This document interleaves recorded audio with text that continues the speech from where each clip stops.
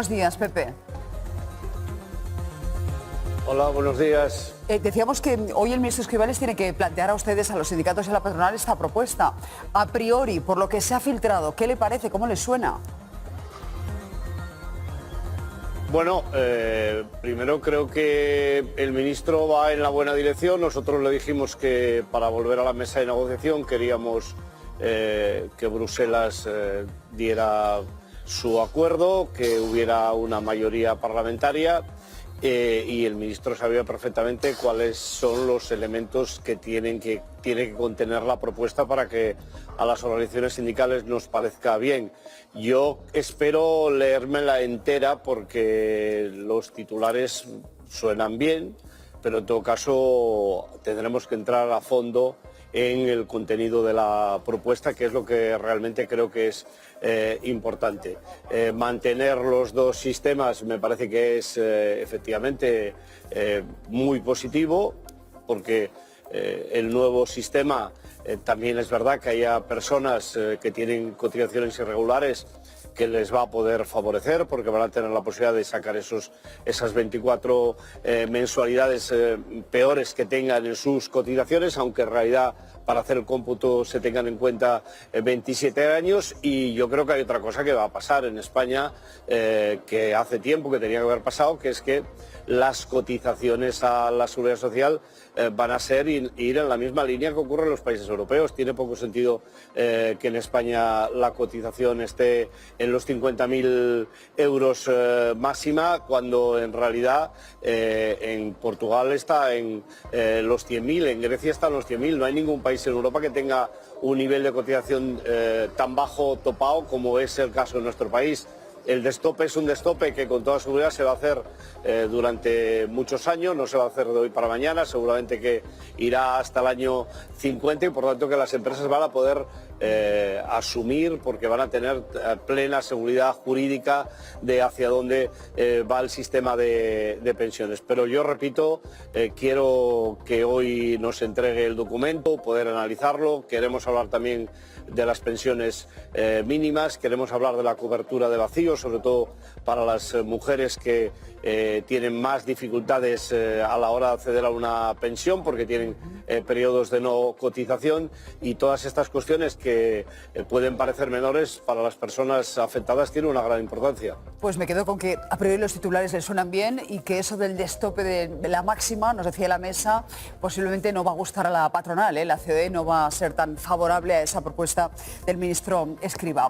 Ayer usted planteaba un debate que a mí me parece, bueno, pues muy interesante, y enseguida lo vamos también a tener aquí, y es esa puerta que se abriría a quitar el subsidio de desempleo a los parados que rechacen ofertas de trabajo. Vamos a escuchar lo que decía ayer en ese Foro del Mundo.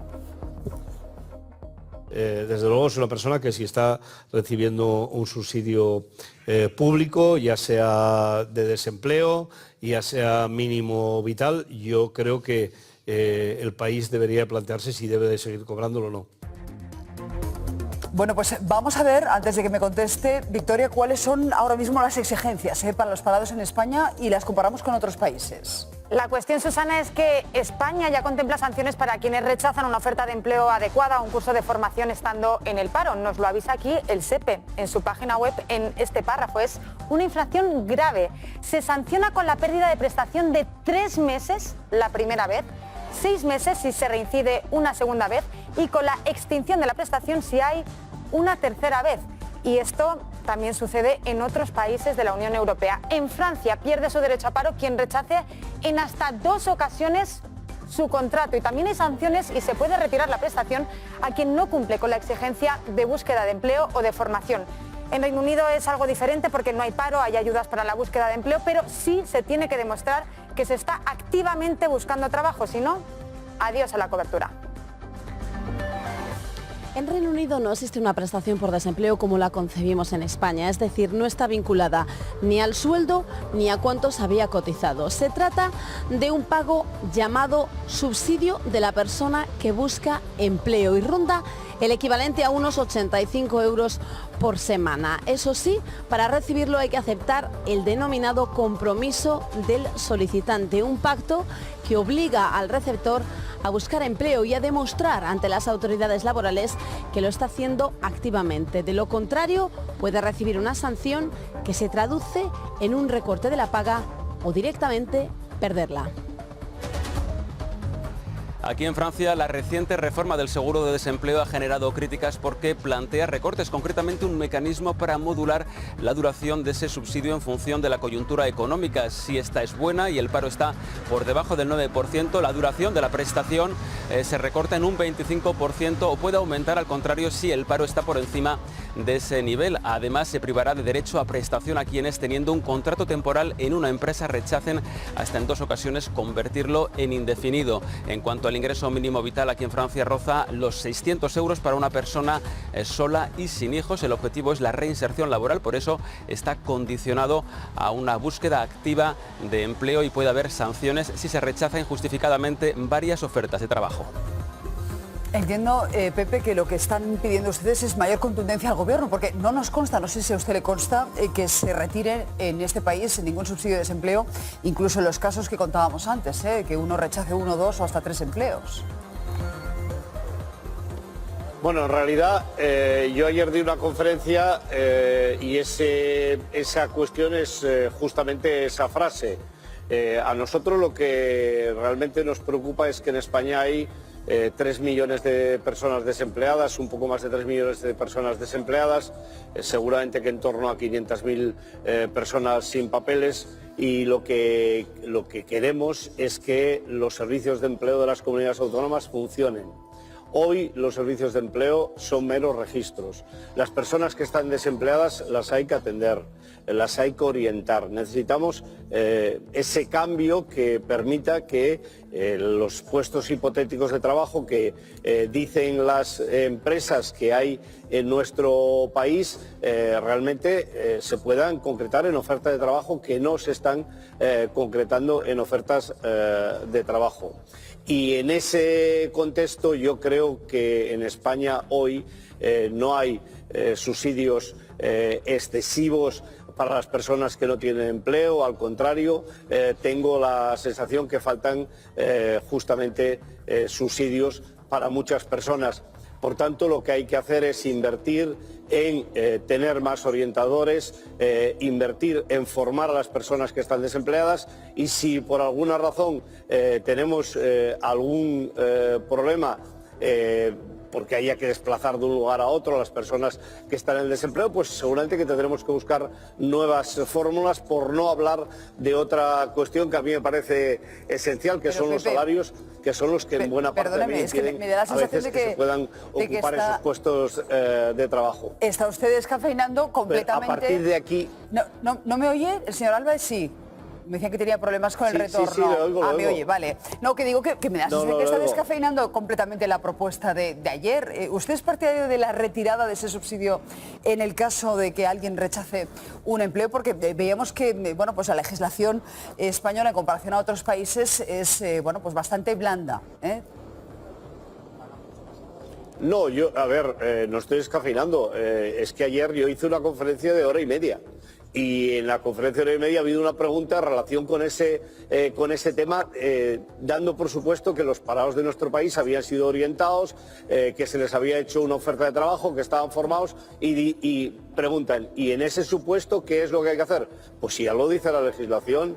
Lo que a mí me parece que no es de recibo es que en España estemos en un debate de si tenemos que ir a contratar personas en origen para cubrir puestos de trabajo, que tenemos españolas, españoles, personas viviendo en nuestro país que pueden ocupar esos puestos de trabajo, y es justamente en ese sentido, en el que hice la conferencia.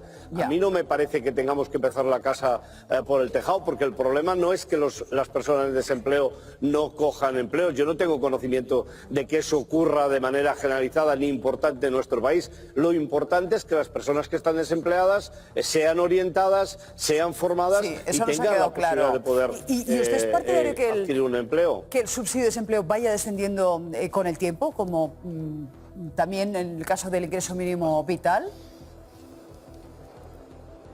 No, para nada. Yo creo que el subsidio de desempleo ya desciende hasta demasiado, porque además se revisa muy poco. Y el subsidio de desempleo se revisa con el IPREN, que este año ha subido muy poco en comparación con el salario mínimo interprofesional. No tenemos un sistema que sea excesivo desde el punto de vista de la protección a los desempleados. Repito, el problema que tiene España es los servicios de empleo de las comunidades autónomas, claro, que tienen que ser activos, que tienen que dejar de registrar a las personas y pasar a formar a las personas para que puedan ocupar un puesto de trabajo. Por cierto, usted habla de más de 3 millones de parados en España. Doy por hecho que está sumando los fijos discontinuos, cosa que no hace el gobierno.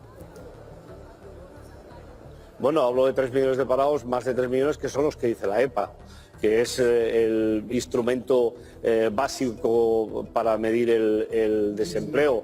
Yo creo que el debate sobre los fijos discontinuos tampoco es tan trascendental. Nunca hemos tenido tan cerca la EPA y el paro registrado como ahora. Si eso influyera de manera muy importante, habría una gran diferencia entre el paro de la EPA y el paro registrado. Pero en todo caso, la EPA es la manera correcta de medir el desempleo en nuestro país y está por arriba de los 3 millones. Y además podemos calcular perfectamente que tenemos medio millón de personas en España que están sin papeles, y que yo creo que es razonable que tenga uno de sus puestos de trabajo antes que ir a contratar en origen personas que están viviendo tranquilamente en su país, y que seguramente que si no los vamos a buscar, pues tampoco les va a pasar nada, van a continuar trabajando en su país.